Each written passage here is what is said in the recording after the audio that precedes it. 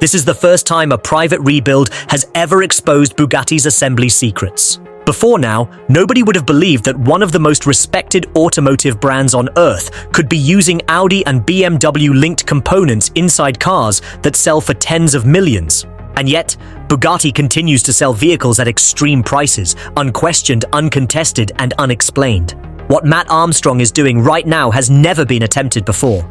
Not because the car can't be repaired, but because no one was ever supposed to try. Bugatti was never built to be transparent. It was built to be untouchable. Before we dive deeper into this, don't forget to like, share, and subscribe to the channel. It helps support content like this, because stories like this don't get told unless people support them. For decades, Bugatti has existed in a category beyond scrutiny, not just because of speed or engineering, but because of control. Bugatti doesn't just sell cars, they sell permission. Permission to access information, permission to repair, permission to even speak. Owners don't simply buy a Bugatti and do whatever they want with it. They enter an ecosystem where decisions are guided, and sometimes dictated, by the manufacturer. And that's where this story really begins. Because control only works when no one challenges it. Matt Armstrong didn't set out to challenge Bugatti's authority. He didn't buy this car to expose a system. He bought it to rebuild it, the same way he's rebuilt everything else. Methodically, transparently, step by step. But Bugatti operates on the assumption that transparency doesn't apply to them. From the moment this rebuild started, resistance appeared, not as confrontation, but as obstruction. Parts became unavailable.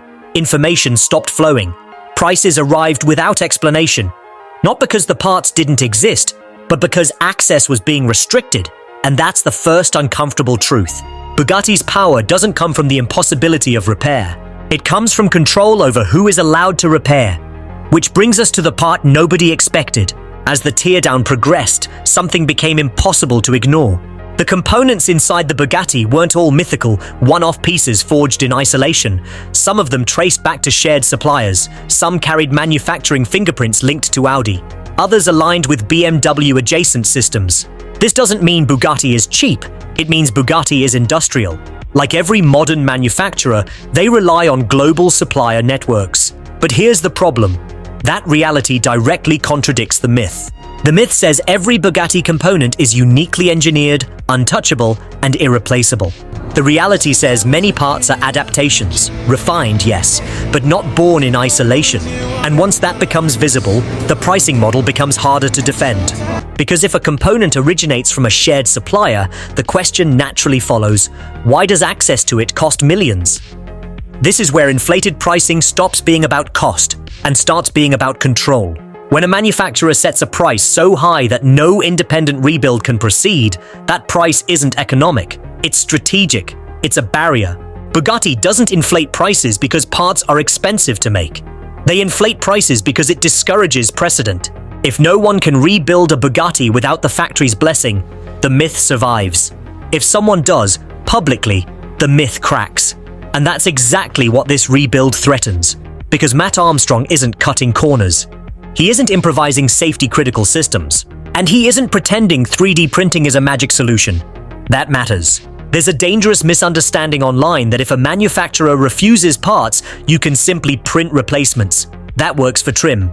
It does not work for toleranced, load-bearing, safety-critical hypercar components. Bugatti's engineering operates within microscopic tolerances, thermal expansion, stress loading, vibration harmonics. These aren't theoretical, they're survival margins. And Matt understands that. That's why this rebuild is slow, why every step is measured, why Alex's involvement matters. Because this isn't rebellion, it's competence. And competence is what truly scares closed systems. Bugatti's resistance isn't about safety. If it were, they would engage, they would advise, they would supervise. Instead, they retreat into silence. Silence is power when you're used to being unquestioned, but silence also reveals fear. Fear of precedent. Because if this rebuild succeeds, properly, transparently, and safely, something irreversible happens. Hypercar exclusivity stops being absolute. Not the ownership, not the price, the authority. For the first time, the world would see that a Bugatti can exist outside the factory's control. That it can be understood, repaired, and validated independently. And once that door opens, it doesn't close again. This is why blacklisting matters, not as punishment, but as a signal. Manufacturers don't blacklist to stop one person, they blacklist to warn everyone else. Step outside the system and you're alone. But Matt isn't alone anymore, because this rebuild is public. Every refusal is visible. Every inflated quote raises questions. Every missing part forces scrutiny. And scrutiny is the one thing exclusivity can't survive. Bugatti's entire positioning relies on the idea that their cars exist beyond normal automotive logic, that they are not subject to the same economic, mechanical, or ethical frameworks. But shared parts collapse that illusion. Supplier tracing collapses that illusion. Independent verification collapses that illusion. This isn't about exposing Bugatti as fraudulent. It's about exposing Bugatti as human, industrial, strategic, and protective. And systems don't like being seen clearly. Which brings us to the quiet escalation. Bugatti hasn't escalated through aggression. They've escalated through withdrawal. No cooperation, no clarification, no engagement. Because engaging would legitimize the rebuild, and legitimization is the real threat. If Matt Armstrong is acknowledged as capable, the rebuild becomes valid. If the rebuild becomes valid, others follow. If others follow, control erodes. This is why pricing is weaponized, why timelines stretch, why silence becomes policy. And yet, the rebuild continues. Because Matt isn't chasing validation from Bugatti, he's chasing completion, and that distinction matters. He's not trying to prove Bugatti wrong, he's proving that transparency works, that modern rebuild culture isn't reckless, it's disciplined, documented, and accountable. That secrecy isn't a requirement for excellence. And that might be the most dangerous idea of all. Because once the public sees a Bugatti rebuilt without factory permission, safely, precisely, and successfully, the narrative shifts. From only we can to they chose not to let anyone else. And that changes everything. We're not at the end of this story. Not even close. The car isn't finished. The resistance hasn't stopped. And the stakes are still rising. Because what happens next doesn't just affect one rebuild. It affects every hypercar brand watching quietly from the sidelines. Every manufacturer that relies on exclusivity enforced by opacity. Every system that survives by never being questioned. If this rebuild succeeds, the industry doesn't collapse. But it does change, and the myth never fully recovers. What happens next could change everything, because legacy isn't built in boardrooms.